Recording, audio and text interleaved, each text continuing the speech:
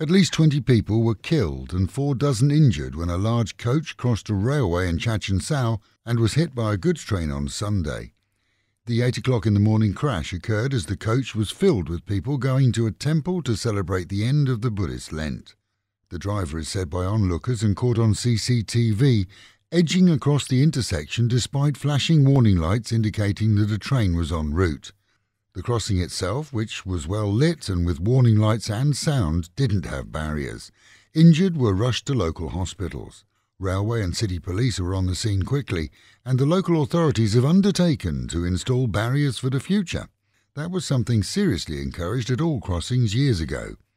An agreement is due to be signed today between Thailand and the University of Oxford to secure potential COVID-19 vaccines which may be released with approval by the year end. The university is said to be at the forefront of vaccine development.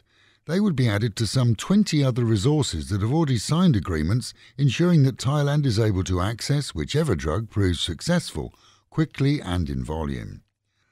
Non-Thais who own property here and are well heeled will be added to the list of those allowed to enter the country, still with the binding quarantine regulations.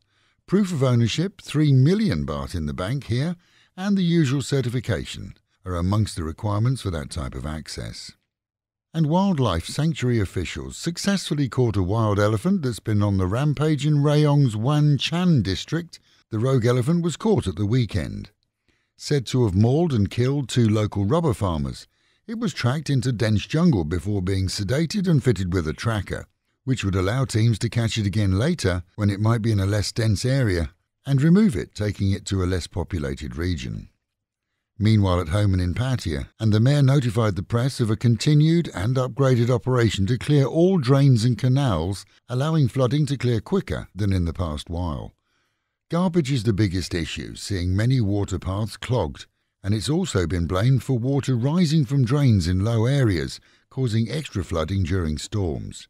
An additional water pump has been installed now at the Beach Road area near Soi 6 and is expected to see improvement too. A feral street dog which attacked a Nong-Pru 4-year-old last week has been tracked and taken into a stray animal shelter. The weekend saw it identified by locals and from photographs taken at the time of the attack. A 2-hour search saw it sedated and carted off, leaving the neighbourhood a little safer. And a Banglamung car crash left police scratching their heads this weekend. They found a Toyota embedded in concrete barriers at an intersection. The screen was smashed out, and it was determined that it had hit the barrier at high speed after the driver had misjudged the road division. That alone isn't news, but although they found the car, they didn't find the driver.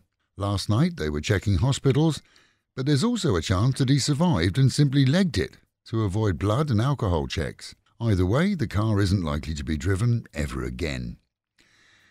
And with the reminder mitts, masks and meters, wash your hands, wear a mask and keep social distancing, and the Met Office promising another cool day, highs of 28 dropping to a chilly 24, and rain throughout the day and night at any time. That is the local and national news from Fab FM. For videos and of course to keep up with Fabulous Pattaya, visit alwayspattaya.com.